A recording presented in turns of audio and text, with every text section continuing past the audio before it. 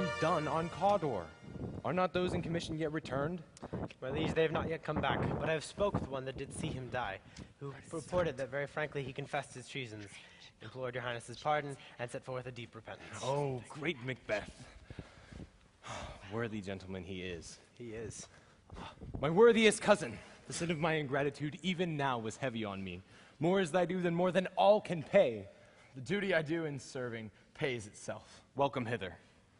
Noble Banquo, thou hast deserved no less, nor must be known no less to have done so. Let me enfold thee and hold thee to my heart. There if I grow, the harvest is your own.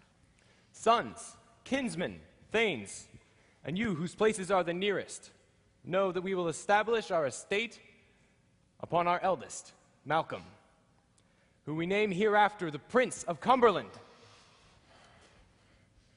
Now, hence to Inverness, and bind us further to you. I'll be myself the harbinger, and make my wife's hearing joyful with the news of your approach. My worthy Cawdor. Prince of Cumberland, this is a step on which I must fall or else o'erleap, for in my way it lies. Stars, hide your fires, so that their light may not see my deep and dark desires.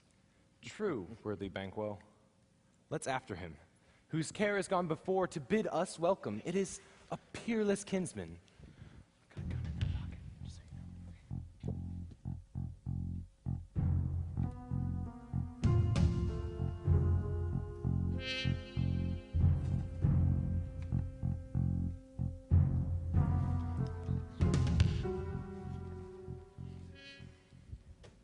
They met me in the day of success, and I have learned from the perfidious report that they possess more in them than mortal knowledge. When I burned in desire to question them further, they made themselves air, to which they vanished. Whilst I stood wrapped in wonder of it, came misses from the king, who all hailed me Thane of Cawdor, by which title before these weird sisters saluted me, and referred me to the coming on of time, with a hail, king thou shalt be. Glamis thou art, and Cawdor, and shalt be all that thou art promised. Yet, too, I fear thy nature. It is too full the milk of human kindness to catch the nearest way thou wouldest be great. Art not without ambition, but without the illness should attend it.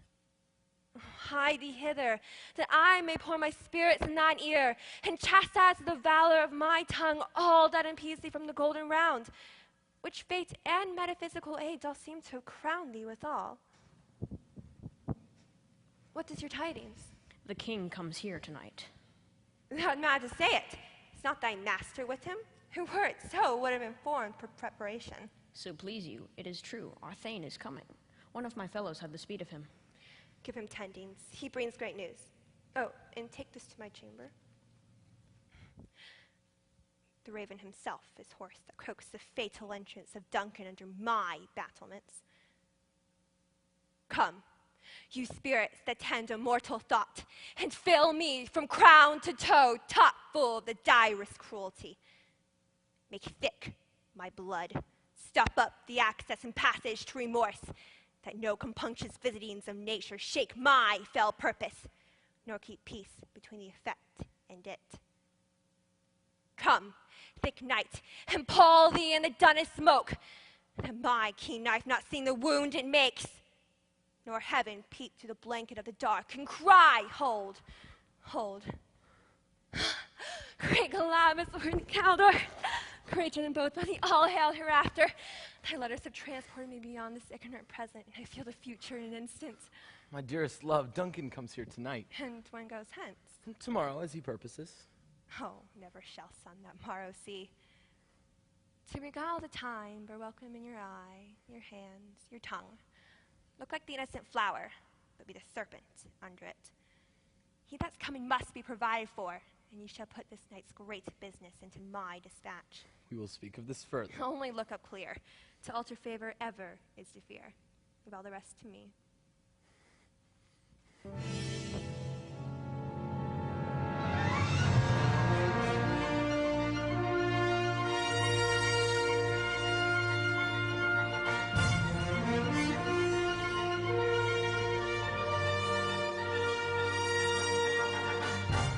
This castle hath a pleasant seat. The air sweetly and nimbly recommends itself unto our gentle senses. Our honored hostess, conduct me to mine host. We love him highly, and shall continue our graces toward him. I need to go now.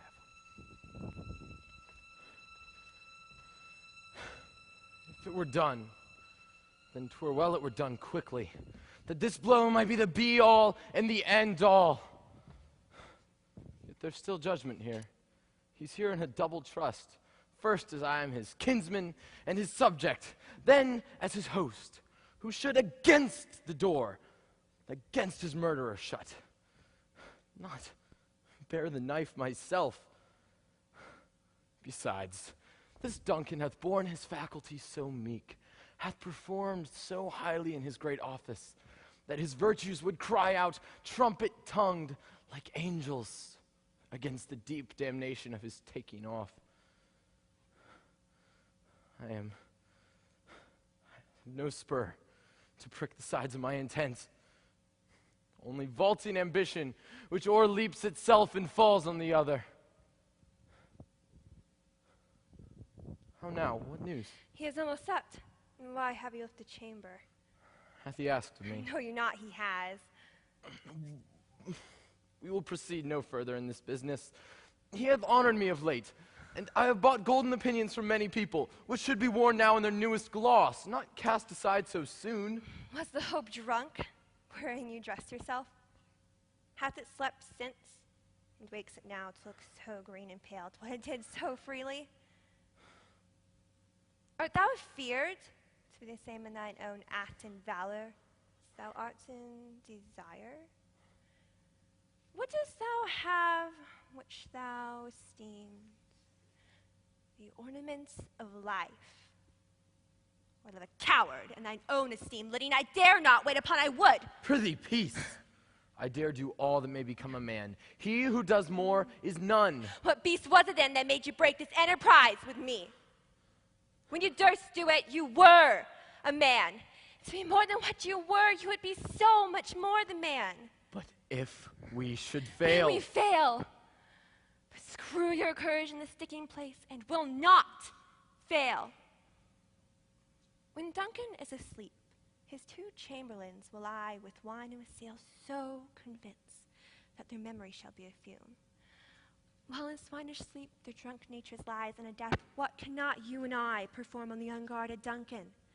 What not put upon his spongy officers, who shall bear the guilt of our great quell?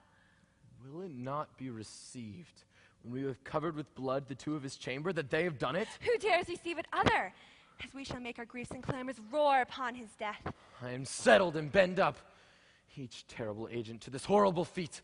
Away, and mock the time with fairest show. False face must hide what false heart